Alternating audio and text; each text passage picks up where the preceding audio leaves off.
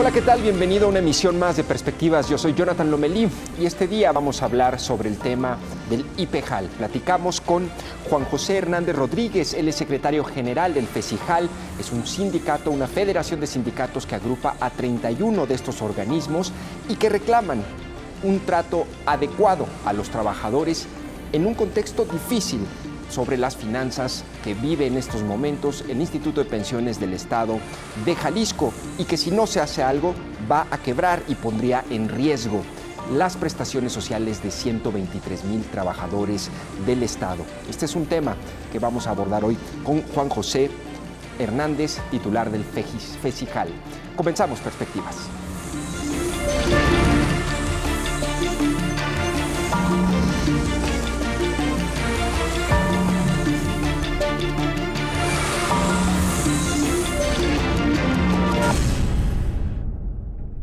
Estamos en un momento crucial para el futuro del Instituto de Pensiones del Estado de Jalisco, IPEJAL. Su viabilidad financiera, según el gobierno, alcanza hasta 2033 para garantizar las prestaciones sociales de 123,000 trabajadores del Estado. Si no se hace algo al respecto, a partir de esa fecha, el Estado deberá subsidiar al organismo. A Nuevo León, el sistema de pensiones de los empleados del sector público le cuesta casi 6,000 millones de pesos al año.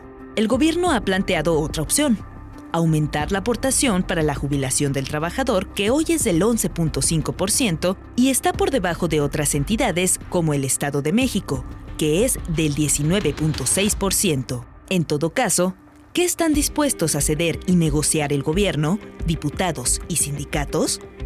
Revisamos el tema con Juan José Hernández Rodríguez, secretario general de la Federación de Sindicatos Independientes de los Municipios y Organismos Públicos Descentralizados del Estado de Jalisco, FESIJAL.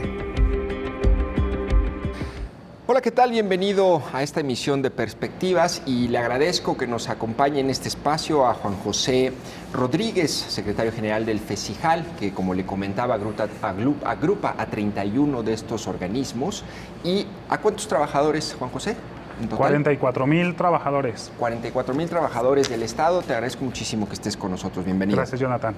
Bueno, Juan José, a ver, me gustaría plantear sobre la mesa primero que los televidentes sepan la importancia de este tema, porque el televidente promedio podría pensar, pues a mí qué, el IPEJAL, yo ni trabajador o ni burócrata soy del Estado, no soy servidor público. Sin embargo, ese escenario de quiebra del IPEJAL podría generar una crisis social, podría dejar a personas, trabajadores, empleados sin una prestación social y podría obligar al gobierno a meterle dinero, que no es otro dinero. ¿De dónde vendría ese dinero? Sino de nuestros impuestos, de los ciudadanos. A ver, ¿cuál es el problema en estos momentos en IPEJAL? ¿Por qué tenemos una crisis y está en un escenario de quiebra? ¿Y qué es lo que está a discusión en el Congreso, Juan José? Hay que entender qué es el IPEJAL. El IPEJAL es el organismo donde los trabajadores en activo durante 30 años o más depositamos una parte de nuestro salario para podernos jubilar. Y que nos brinda la seguridad social.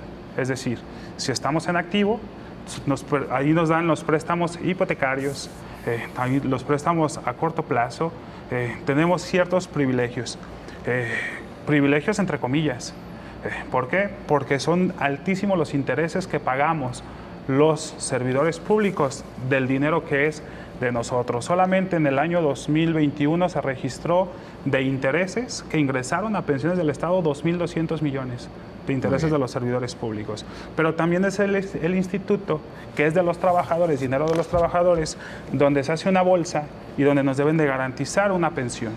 Es ahí donde empieza esta dinámica de decir, en los últimos 10 años ha crecido mucho la población de jubilados, la nómina la teníamos hace 10 años en menos de 2,000 millones, el año 2021 cerró con 8,920 millones solo la nómina de pensionados. Claro, que no es otro escenario sino muy parecido o similar al que viven todos los sistemas de pensiones. Es decir, yo y el televidente que nos está viendo, seguramente si tiene entre 35 o 40 años, hay un escenario de riesgo porque no se están garantizando con esta nueva ley, al menos para los ciudadanos, una pensión digna. Pero a ver, ustedes salieron a marchar este lunes. ¿Cuántos trabajadores se reunieron en esta protesta? Alrededor de 12,000 trabajadores nos convocamos el día de ayer estamos muy contentos porque lo que sucedió el día de ayer, generamos conciencia en la base trabajadora, ¿no? Mira, Juan José, a ver, entiendo que ustedes dicen no queremos que se nos aumente la aportación voluntaria obligatoria, que ahorita es del 11.5%, ¿no? Es una de sus demandas,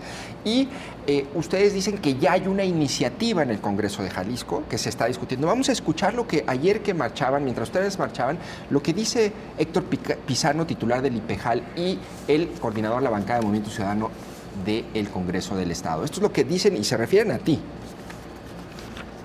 Declaramos en tiempo y forma que no existe ninguna propuesta por parte del Ejecutivo del Estado, en el Instituto de Pensiones del Estado de Jalisco, ni en el Congreso como tal, una reforma, una propuesta de reforma para hacer algún cambio a la ley de pensiones, y mucho menos en los términos que ha venido señalando, en el cual señala que se pone en riesgo a las presentes y las futuras pensiones, y es lamentable, particularmente, que intereses ajenos, que intereses políticos que está introduciendo este personaje produzcan confusión y miedo entre afiliados y jubilados.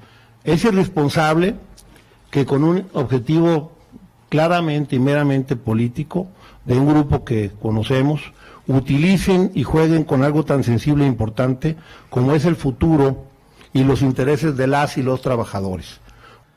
Que deje de mentir José Hernández, Choco, de manipular y de engañar a los trabajadores. Aquí las puertas están abiertas para seguir dialogando y trabajando, y no manipulando y engañando a la gente cuando les dijimos desde el principio que solo sí iba a haber una reforma de pensiones si venía de propuesta de los trabajadores. Bueno, ahí, Juan José, lo que dice Héctor Pizano y Quirino, dicen, pues ellos se están manifestando, pero aquí no hay ninguna propuesta al respecto. ¿De dónde sale esta idea de que hay una propuesta ya planchada? Sí, cuando el debate está perdido, la calumnia es el arma del perdedor, lo dice Sócrates, ¿no? ¿No pasaron el video de la diputada Gabriela Cárdenas, donde decía que había una... Ella menciona, sí, sí, lo he visto, sí. Lo sé. Dice ella que está lista y preparada, ¿no? Una reforma. ¿Y según tú, qué plantea esa reforma que ustedes rechazan? Fíjate, no tendremos que analizar lo que ha comentado desde que se presenta el gobernador el 25 de julio.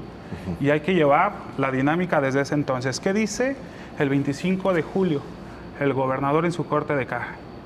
Que Pensiones del Estado va a llevar al quebranto. Hicieron una rueda de prensa. Una rueda de prensa en una mesa donde todos, y lo he dicho, son serviles al Ejecutivo. Y lo digo con todas sus letras. En esa mesa, ¿de qué hablan de ese famoso corte de caja? Habla de dos escenarios. Una, de que hay un estudio actuarial. El estudio actuarial es de agosto del 2022. Pero la rueda de prensa fue el 25 de julio. Todavía no existía entonces el estudio actuarial. El estudio actuarial, y aquí le quiero contestar a Pizano, y lo voy a citar. En ese video donde sale Pizano, a partir del minuto 4:32 segundos, ¿sí? Él habla, y abro la cita. Dice, hay un proceso de fortalecimiento de afiliados que el otro día negaba aquí el señor Juan José Hernández, con el que de 123,000 afiliados que había antes de la reforma, llegaremos a 170,000 afiliados. Hoy ha crecido en más de 4,000 trabajadores supernumerarios que nunca tuvieron protección a la ley. Cierro la cita aproximadamente en el minuto 5:0 segundos. Nos está mintiendo Pizano. ¿Por qué? ¿Sí? ¿Por qué? Porque el estudio actuarial tiene un corte al 31 de diciembre del 2021. Ahí lo dice. ¿Y qué nos dice? Yo fui consejero en enero. Nos entregaron en enero, en la sesión de enero, que solamente había 123,277 jubilados. Fíjate lo que dice, antes de la reforma llegaremos a 170,000. Quiere decir que todavía no llegamos, pero sí los tienen mostrados en un documento, ¿no? En un documento que es oficial. Ahora, tú en algo coinciden, digo, al margen de... ¿Por qué te dicen Choco? Por mi papá. Choco, ¿él también fue líder sindical? No. Pintor de brocha gorda toda su vida y me debo a los trabajadores. Bueno, a ver, Juan José, él dos cosas. Él dice que hay interés político, ¿no? Tú representas a los trabajadores de la Universidad de Guadalajara, ¿del Hospital Civil y de dónde más? Yo represento a los trabajadores del Hospital Civil de Guadalajara, médicos, enfermeras, trabajadores sociales, a los trabajadores del CIAPA. Que son los que marcharon el lunes. Marchamos ayer. Ahora, ¿qué respondes tú a eso?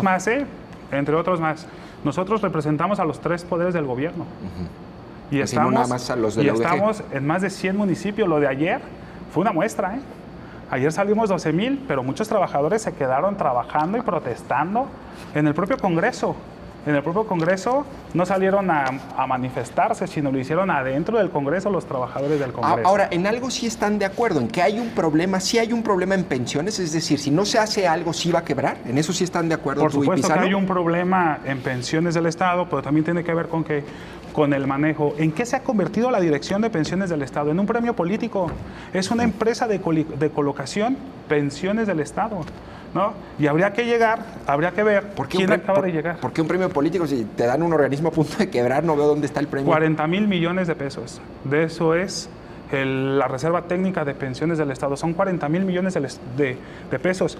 Nosotros en una de las propuestas decimos, con una persona técnica, necesitamos un técnico que sepa de finanzas, que sepa de economía, que sepa de inversiones.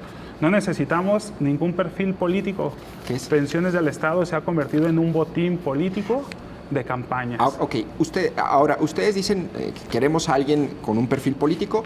La solución no es aumentar las cuotas. ¿Cuál es la solución entonces, Juan José Pablo Ipejal? Una de ellas, y bien sencillo, con los datos de ellos, con los números de ellos. Dijo el gobernador del Estado, cuando él hizo la presentación del 25 de julio, que en el 2033 se requerían 1.975 millones. ¿No? Eso lo dijo él. Sí. ¿Qué va a pasar? La nómina de pensiones del Estado cuesta 277 millones, es un OPD, porque es a carga de los servidores públicos del Estado. Y no solamente eso, hay una empresa de colocación en pensiones del Estado. O sea, no solamente le pagamos a políticos que anduvieron en campañas, ¿no? Sí. Y hay que citar al director anterior, ¿no? Iván Argüelles estuvo en la reforma del 2009, panista. ¿Por qué llegó a ser el primer director de pensiones del Estado en este ejercicio del Ejecutivo? Por un pago político. O sea, mientras sigan existiendo de pensiones o mientras sigan haciendo de pensiones que la dirección y todas sus jefaturas sean un pago político, pues no vamos a avanzar. Ellos hablaban de intereses políticos, ¿no? Los políticos son ustedes, a los que no les creemos son a ustedes, los que mienten son ustedes. Y le quiero decir a Quirino muy, muy puntual, en el minuto 9, con 14 segundos, él dijo, aquí las puertas están abiertas, es lo que le alcancé a entender y le cierro su cita, que fue muy pequeña. No nos mientas, nosotros acudimos 12,000, pedimos que nos recibiera la Junta de Coordinación Política, pedimos que nos recibiera Quirino, pedimos que saliera Quirino, no seas mentiroso, Quirino, no están las puertas abiertas para los jaliscienses. ¿Ustedes tienen un espacio en esa mesa de trabajo para la reforma? Nos hicieron, hay una mesa de nos negociación hicieron ahorita, ¿no? una invitación. Sí, ¿y si formas parte donde o no? yo fui invitado como hospitales civiles, hice mis planteamientos muy puntuales que los estoy haciendo aquí. Pero no les ha gustado, ¿no?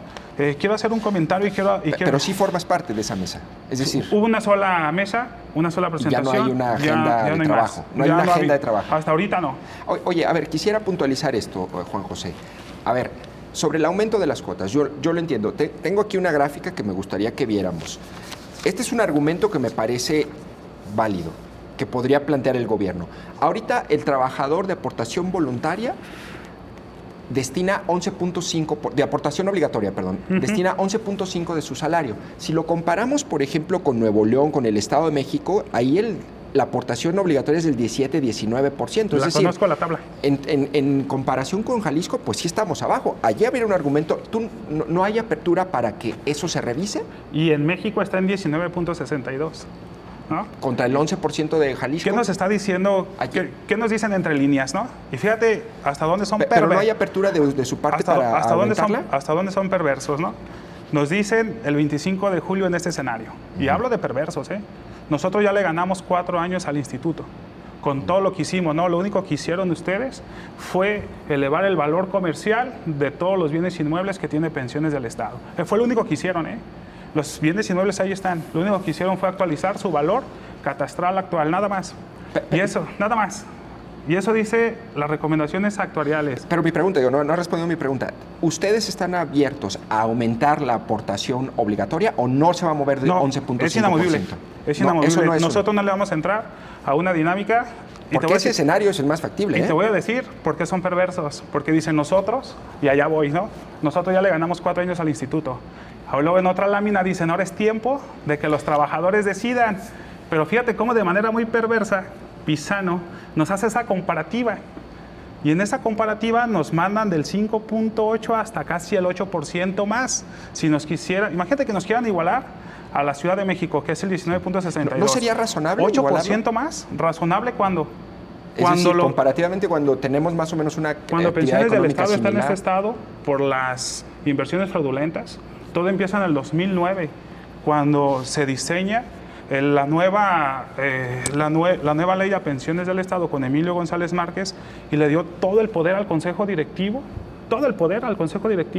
y con para que se hagan todas las tropelías que el Consejo Directivo quiera. Y allí creo que aquí está el quid del asunto, Juan José. A ver, otro de sus puntos y de sus demandas es presupuesto público para el IPEJAL. Tú dices que paguen los 277 millones de pesos de nómina del gobierno del Estado, y tú dices que se meta presupuesto del gobierno del Estado al IPEJAL, ¿correcto? Por supuesto. Ahora, yo ahí te regreso la pregunta. A ver, me recuerda un poco como al Fobaproa, ¿no? Es decir, ellos hacen malos manejos, ellos hacen fraudes, ¿no?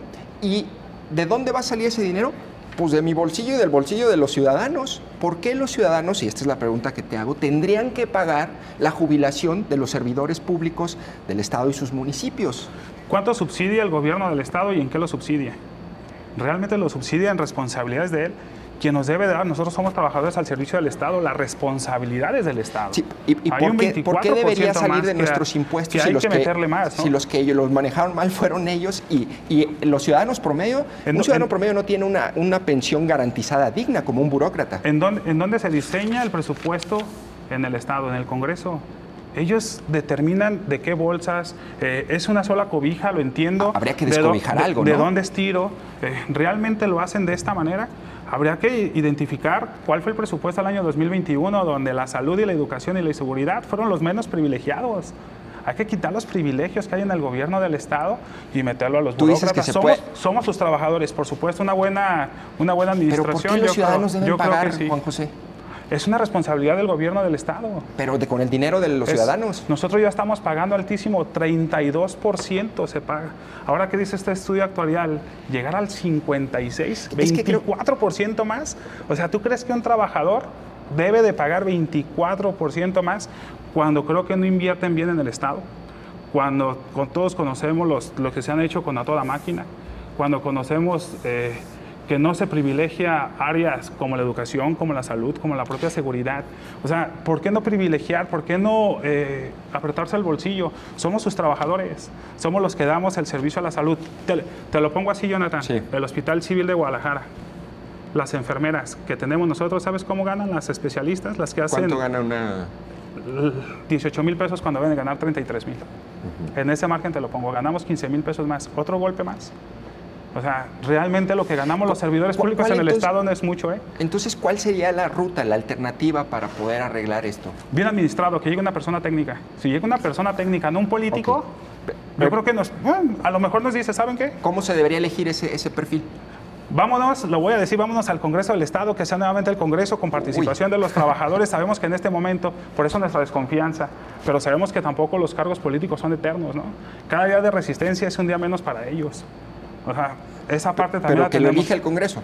¿Por qué no? Anteriormente, pero a propuesta de los trabajadores, que los trabajadores estemos y podamos proponer, que seamos nosotros los trabajadores los que estemos proponiendo quién sea el director de pensiones del Estado. Okay. El artículo 154, mira, Jonathan, te quiero decir esto.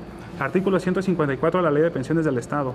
El gobernador en turno designa al director de pensiones del Estado, por eso se convierte en un botín político.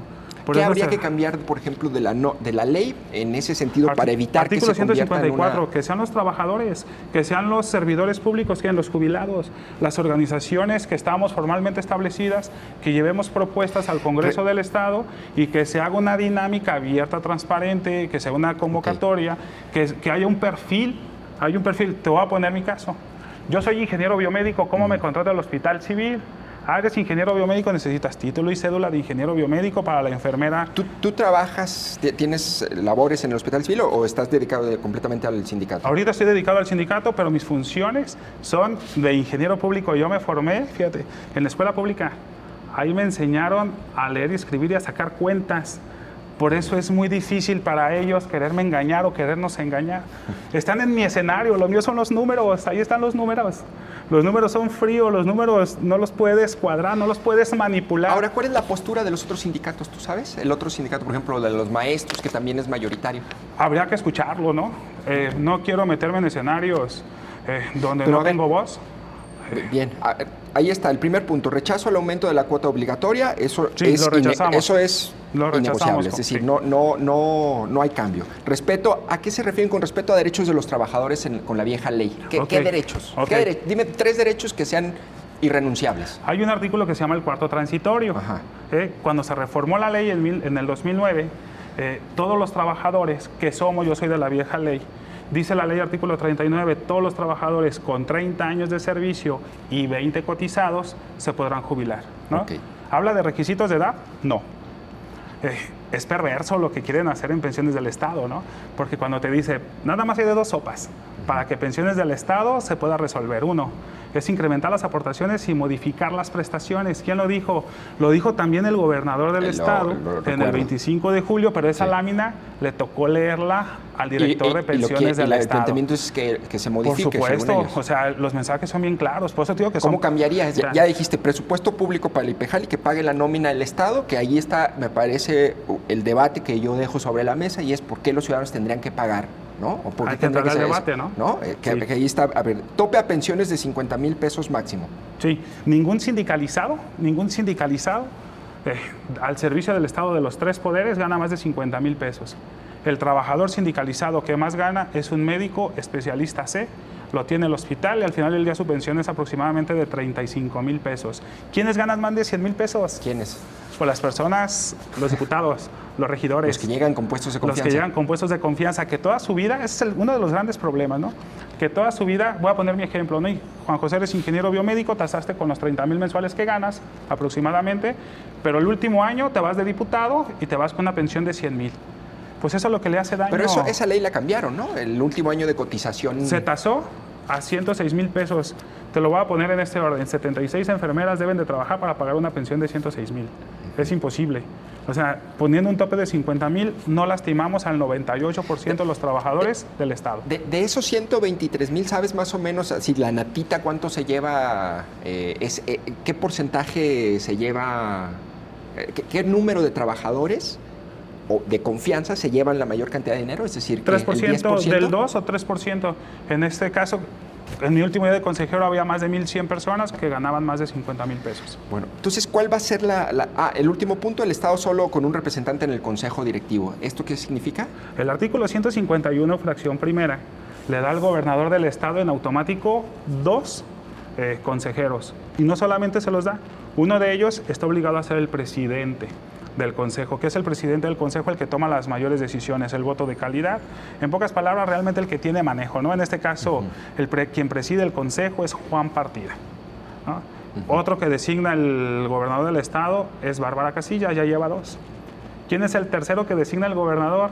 En este momento, Héctor Pizano, 3. O sea, los trabajadores es dinero de nosotros.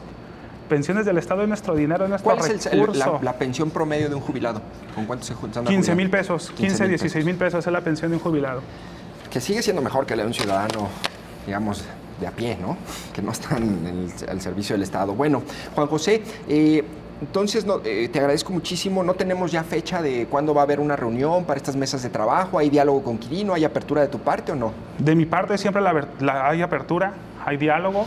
El día de ayer quedó registrada una agresión del director de pensiones, ¿no? Al decir que es momento de ponerme un alto, ¿no? Yo lo registro como una agresión, en la mañana lo señalaba. Lejos de recibir las puertas abiertas del Congreso, una mentira de Quirino, ¿no? Y diálogo nos encontramos con ¿qué? Con insultos, con amenazas, ¿no? Y quiero ser muy puntual. Yo vengo con datos, ¿eh? ¿Por qué no les gusta al gobierno del Estado discutir con datos? Son sus datos, son sus cuentas, son sus números. Yo soy ingeniero. Hay que entrarle al debate. Están en mi cancha. Bueno. Para eso me formé, para discutir este tipo de temas, ¿no?